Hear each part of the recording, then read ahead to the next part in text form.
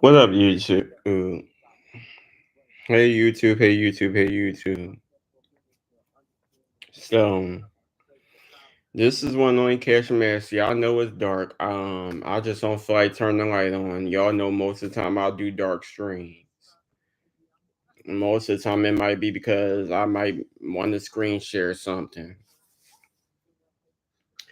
Anyway, so as long as y'all can hear my voice, that's all that matter. Anyway, something came up to mind now. I'm just scrolling through YouTube, right? And and y'all know I watch different stuff. It could be a hair tutorial, 1 minute, crime stories. I watch a whole bunch of different stuff on my YouTube channel. And and for some reason this story keep popping up because I've been watching like people done music videos speaking on this situation, documentaries, movies, all types of stuff. I even had a book about this situation. What I'm referring to is the Robert Yummy Sandifer story. We all know he was a young 11-year-old Chicago native who had a hard life, dealing with abuse, neglect, going from home to home, being homeless, going out on the streets, having to depend on being a gang member, which eventually was the cause of his life. We all know the story. I don't have to dig too deep into it because I done spoke about it on my page numerous times.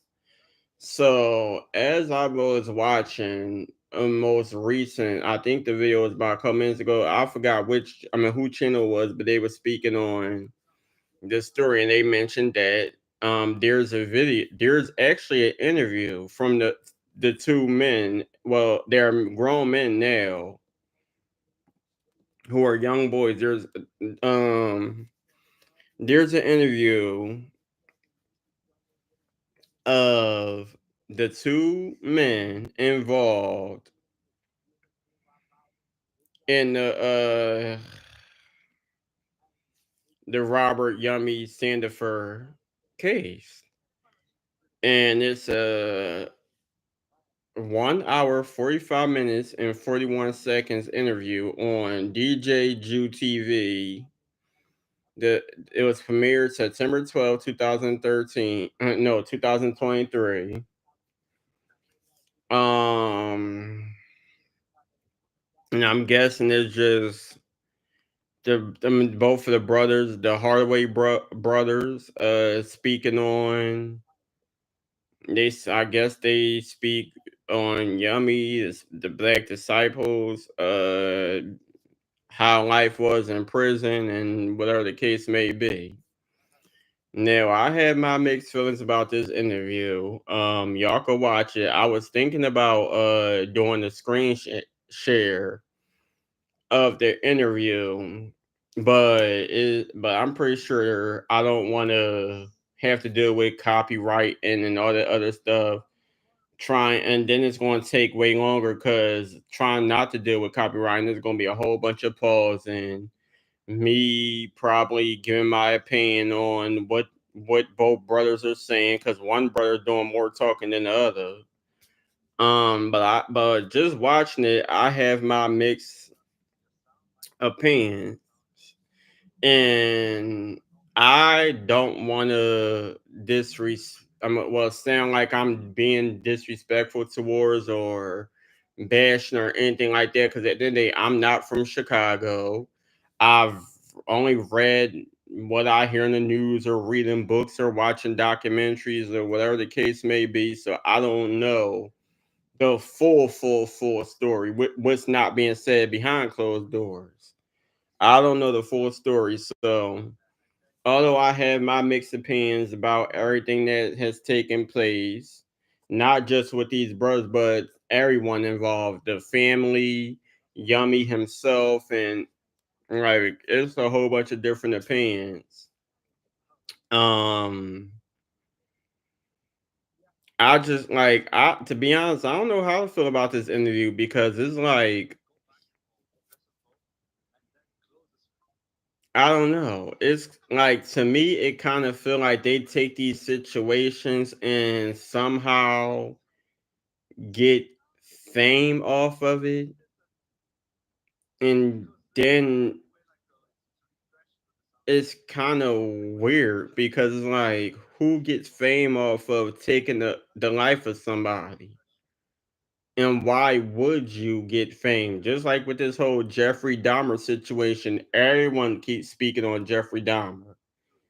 You got his name being mentioned in rap songs, documentaries, multiple movies about it. Some people make jokes about it, just like Lorena Bobbitt, cutting her husband's penis off. Same goes where it seems like with a lot of these situations where it involves someone getting hurt or someone getting their life taken away, the people that were involved, the suspects end up building some fame. So that's pretty much how I kind of felt when I watch these interviews of the Hardaway brothers or this person or that person. And I'm like, well, how do you really feel? Are you saving face to prove your innocence for social media? Or like what like do you really have any remorse? Because in watching this interview, there was a time where one brother was saying something that pretty much was speaking on Yummy, and the other brother was laughing for a little bit, and then he changed his attitude and got more serious because you could tell, like I said, well, I'm gonna just screen share. I'm not gonna play the video, but I'm gonna screen share so y'all can know exactly what I'm referring to. So this is an interview. If anyone want to watch it, DJ Jew TV. Um, this brother, I'm trying to figure out who. So the one with the dress, him right here with this red shirt on. Throughout the, I mean, don't get me wrong. This brother here with the hat, he does talk,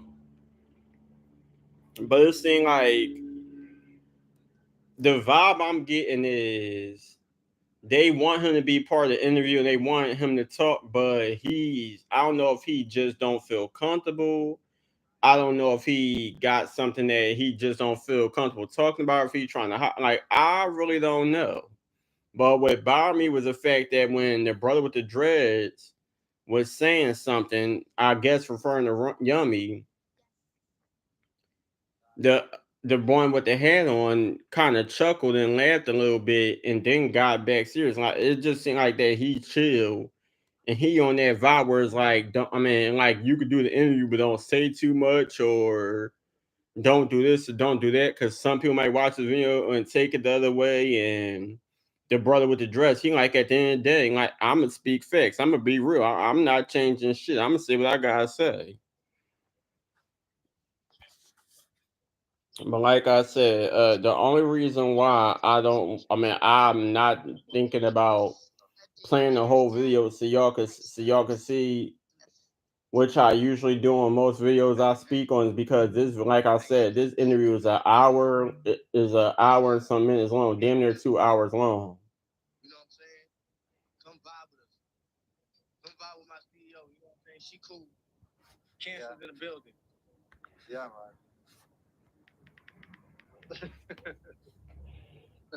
Y'all don't mind me. I'm also on Tango watching people broadcast. But what I will say is this. Like I said, I mean, this story, like this and many other stories has popped up in mind since it's Black History Month. I feel like this could be a pretty much important story to speak on. Now, like I said, I've spoken with Robert and his story probably a few times, even done a review on the book. on my channel speaking on what happened to Robert Yummy Sandifer. So to remind y'all, I could go on. All right, so to remind you, um,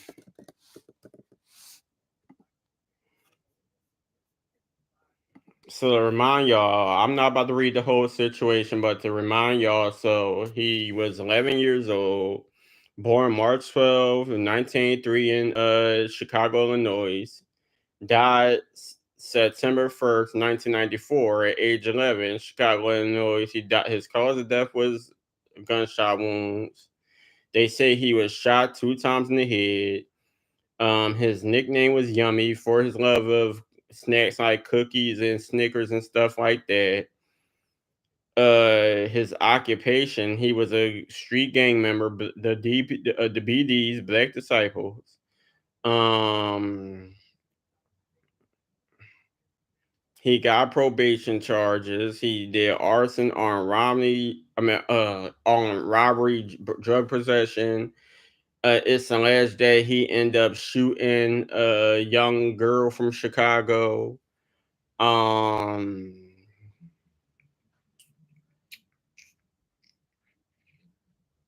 the only picture people know of him is his mugshot. There's not. I don't think there's too many other pictures of him, unless y'all follow some of his family members or whatever, and they got some pictures of him as a baby or whatever the case may be. But mm, he was only 4 foot and 6 inches, 137 centimeters. Uh,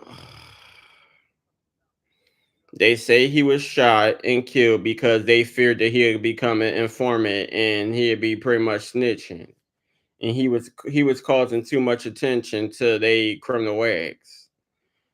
Um, he grew up in a crazy household. His mother was young, father was young. The father wasn't pretty much in his life. They say the mother was drug addicted. She had schizophrenia. She was a prostitute. She had multiple kids. The kids was in households that had to deal with drugs, violence, abuse. Yummy had cigarette burns, scars, bruises, all types of stuff. He was beaten throughout most of his life. Up to the point, it got to the point where he got older, decided to run away. He was in between living with his mom, living with his grandma. The grandma had a house with more than 40 people in it. Um, he barely went to school. He was quitting school, back and forth in foster homes and stuff like that. Um,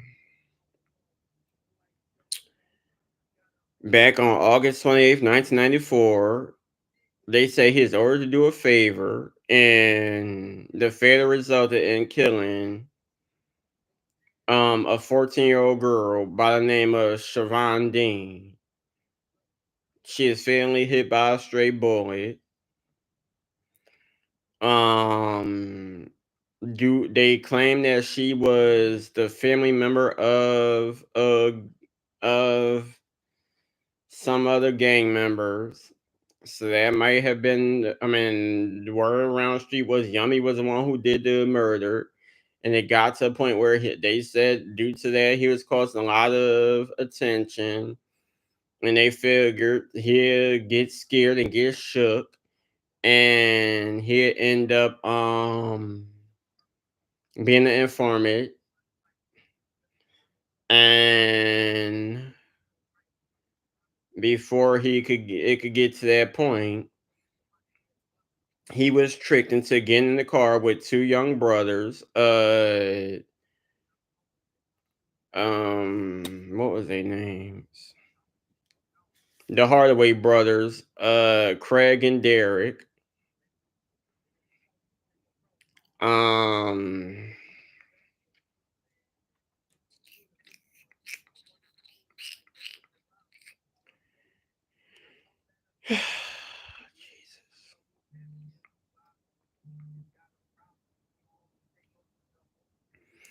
And they tricked him to get in a car where they took him underground, under some train tracks or whatever. Forced him at gunpoint to get down his knees, put and I guess put his hands behind his head or whatever the case may be. And once he did it, they killed him. And his body was found what? I think they said his body was found some days later or hours later, whatever the case may be, in a puddle full of blood. That location has since been destroyed, or whatever happened to it. Um, as y'all can see, it says there was a graphic novel called Yummy, The Last Days of a South Side Shorty. I've read that novel, had the book. You can find that book on Amazon, eBay, and many other places. I've actually done a review on that book on my YouTube channel. Um, but yeah, but as y'all can see, both brothers has since been released from prison. It says Derek received a 45-year sentence and Craig received a 60-year sentence. Derek was released from prison in December 2016. Craig was released in prison in December 2020.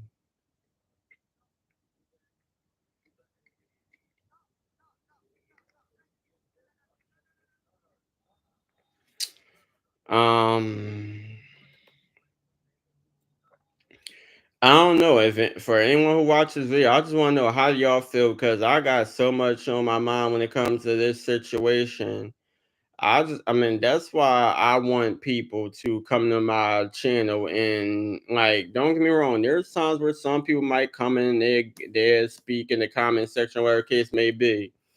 But I wanted to get to the point where a lot of people come in and we can have conversations like this where we all give. I mean, read where I read stories to y'all and screen share, whatever the case may be, and we all give our mixed opinions on stuff like this because like I said, just I don't know. I just feel like it's getting to a point where something can happen and now people are building fame off of hurting people and killing people and it's like what about the families? What about like Yummy have brothers and sisters and aunts and uncles and cousins and stuff. And it's like, what about them? Do anyone care how they feel to sit here and have to look at people like I kind of have mixed feelings because, like I said, at the end of the day, I meant like, yeah, Derek and Craig. I'm pretty sure they was old enough to know right from wrong. Yeah, they we could say they kids. Now, at the end of the day, I feel like due to I mean, wrong is wrong. Murder is wrong. No matter at the end of the day, when you do bad stuff, you have to face the consequences. But at the end of the day, it's like I don't know. It just makes feelings all around because at the end of the day, Yummy was just 11 years old, had a fucked up life. No one cared for. It seemed like no one cared for him. No one was there for him. So he pretty much was by himself. And no matter how many times he tried to run to people to get some type of love and sympathy, it just seemed like nothing worked. And it just got to a point where he ended up getting shot and killed. Even at his funeral and the way people speak on it, like it's just normal life. Like I watched the memorial service and you just see people going up to the casket and they saying that parents and brought their kids to the funeral and was pushing them to the cat I mean to the cat the casket Like, is this how y'all want to live y'all life? Look at what happened to him. He's 11 years old, dead with stitches in his forehead because he got shot in the back of his head. And it's like, did anyone have any sympathy? Did anyone feel sorry about it? Did anyone have any respect? They make it seem like, I don't know. I don't like it. It's just sad all around.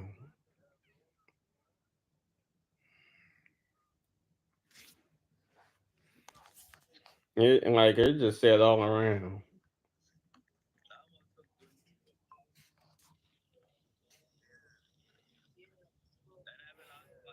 Like I said, I really don't know how to feel. All I know is it's just mixed emotions all around my head.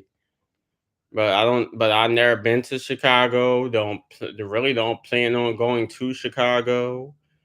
Um, I don't know how it is out in Chicago. But all I know is just by reading stories like this, I really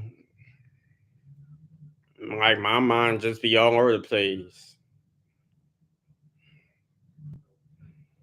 It's just sad that's how this little boy had to live, just 11 years old.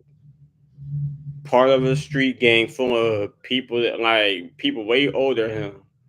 And the sad thing about it is situations like this still happen today, not even just in Chicago. Because I'm from West Philly. I'm from West Philly. I grew up in West Philly. I grew up in North Philly. I was in Southwest Philadelphia. I've been to South Philadelphia. I've been. I'm pretty sure situations like this in Delaware, been to Delaware. There's situations like this in Jersey, been to Jersey. And it's still to this very day, is situations like Robert Yummy Sandifer situation where um and I'm gonna just go to his picture.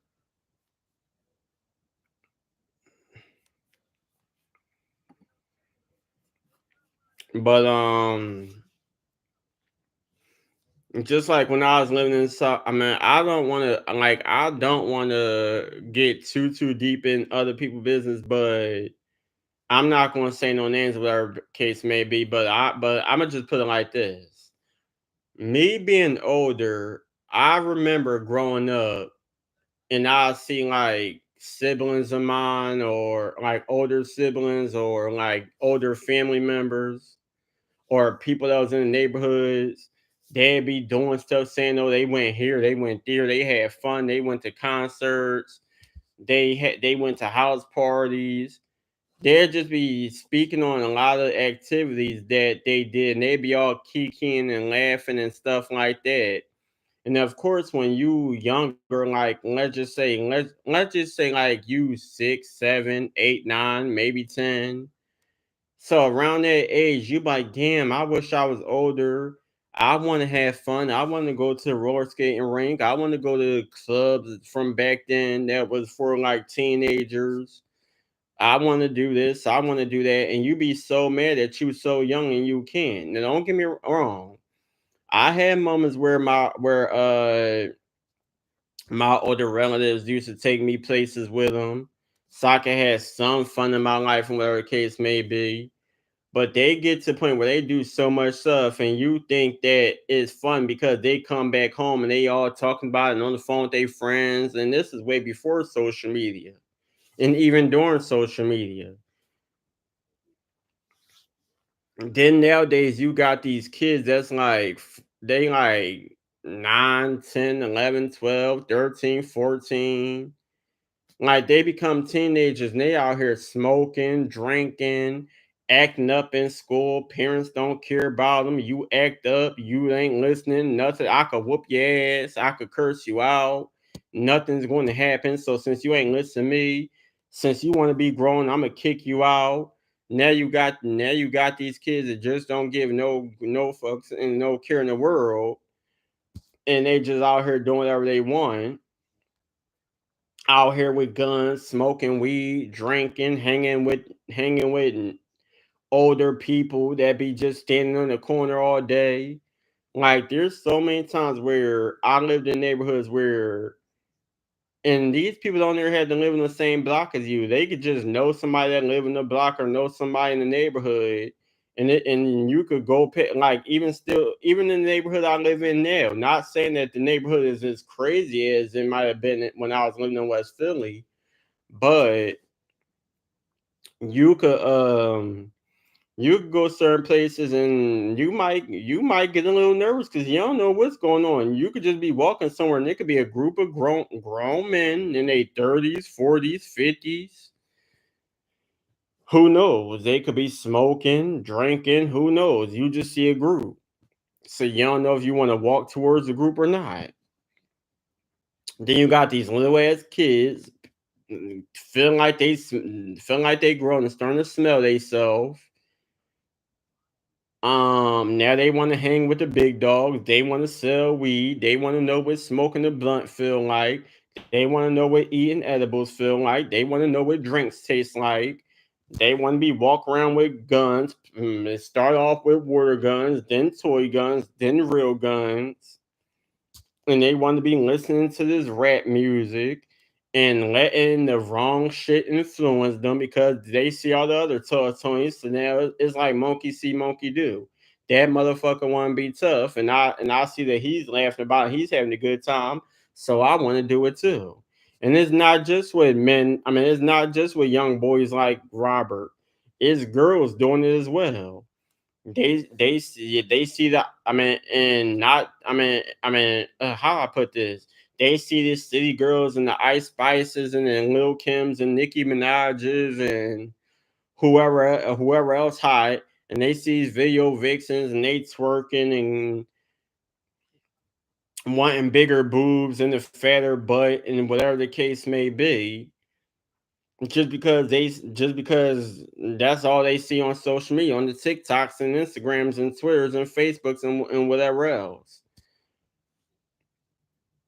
Um, so I'm pretty sure at that point where you just feel like there's no one that love you, no one that's going to have your back, try to give you the best advice. You just out for yourself, so you doing whatever you want.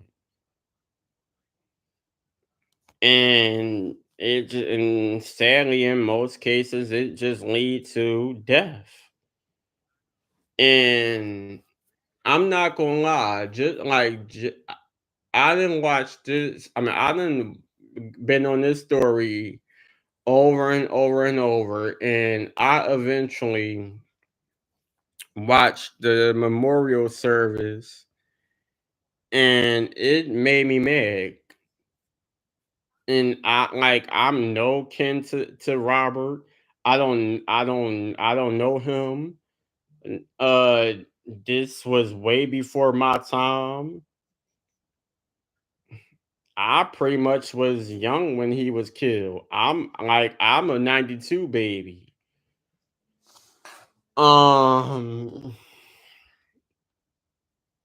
so yeah, I had to be like 1, 2, maybe 3 when Robert was killed. Um But now that I'm older, I mean, it just made me mad because I mean, like, I understand that he was a gang member. I understand that it was alleged that he killed a 14-year-old teenager and whatever else he may have done. But still, is it right for y'all to have this so-called funeral, homegoing memorial service and he's still not getting no respect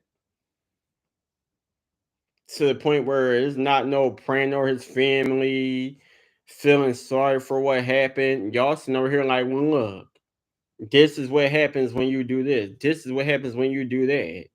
Then you got people coming up to the casket, touching all over his face, and just like it's a damn science experiment, like a please touch museum. And most funerals I went to, the closest thing they might allow you to do is like if it's your family member, you might be able to kiss the forehead or whatever the case may be. And some people might walk up and be sneaky and put like little cards or something in the casket. But I just feel like it was very disrespectful to have a young kid laying in the casket and you got people that's no kin to him or anything just coming up to the casket touching all over him like it's a please touch museum. Like pretty much showing no sympathy to the fact that this is someone's family member. No matter what he did, at the end of the day, he had he gotten his consequences. It's sad to say, no matter, but it's the truth. No matter what he did, he got his consequences. Now that he faces consequences, where's the respect?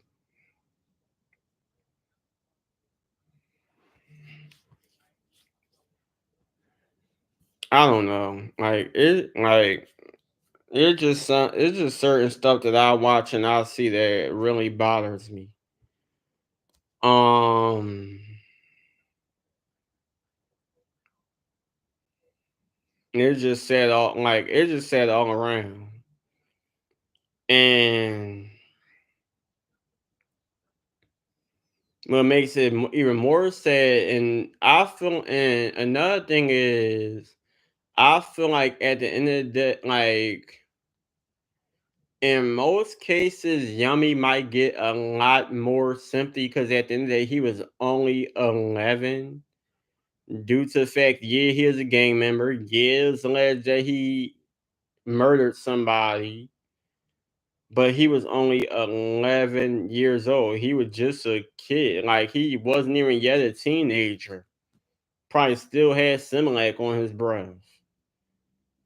And Craig and uh Craig and Derek, they a lot older. And yeah, I, Yummy was old enough to know right from wrong, but although Chicago is a crazy place and a lot has gone down, um, like I don't know, like it's so much I want to say. But like I said, at the end of the day, I'm trying not to have people watch this video and feel like I'm bashing anybody, whatever the case may be. I'm just giving my opinion. Like it's a really sad story, and um.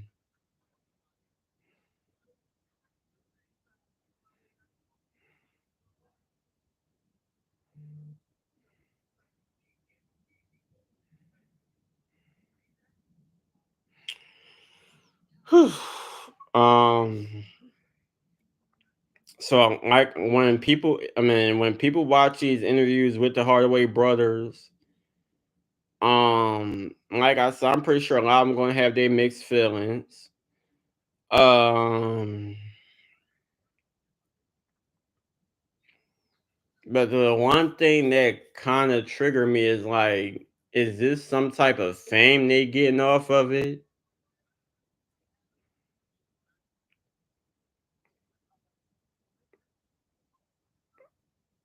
Because, and I know everybody gonna think differently, but if I know that, let's just,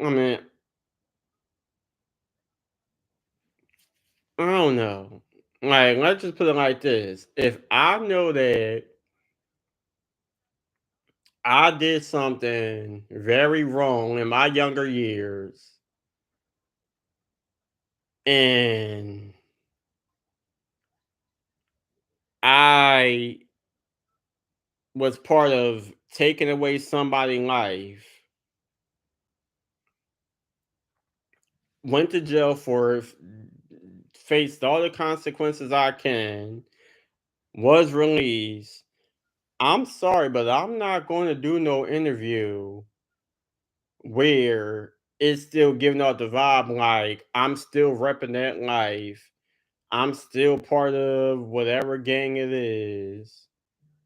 And then in certain parts of the interview, is like me watching it. Me, this is just my opinion. It was kind of flip flopping. Like, do you really feel sorry for what happened? Are you saving face? Is it a lot more to the story that you not telling? Is that why one of the brothers was pretty quiet and not saying too much? And certain parts he was laughing. Like, I don't know. Like, to me personally, watching the interview, it kind of gave off like one brother's like, fuck it, I'm gonna just say how I feel. I don't give a fuck. I'm not sugarcoating nothing. It is what it is. And the other brother, he just sitting there all quiet, like, I don't know. Like, I didn't seen interviews like this. I've seen interviews like this where you got or two or more people doing the interview. You got some people that's very open. They going to say how they feel or say what happened, whatever the case may be. And then you got the people that's all quiet, not saying much, and then it's giving the vibe like you trying to shut the other person up if you feel like they saying too much that might get them in trouble. But like, comment, subscribe, YouTube. I'm gonna get back to y'all some other time. Y'all check out the interview. I did screen share for anyone who watches the video. Y'all check it out and y'all tell me how y'all feel.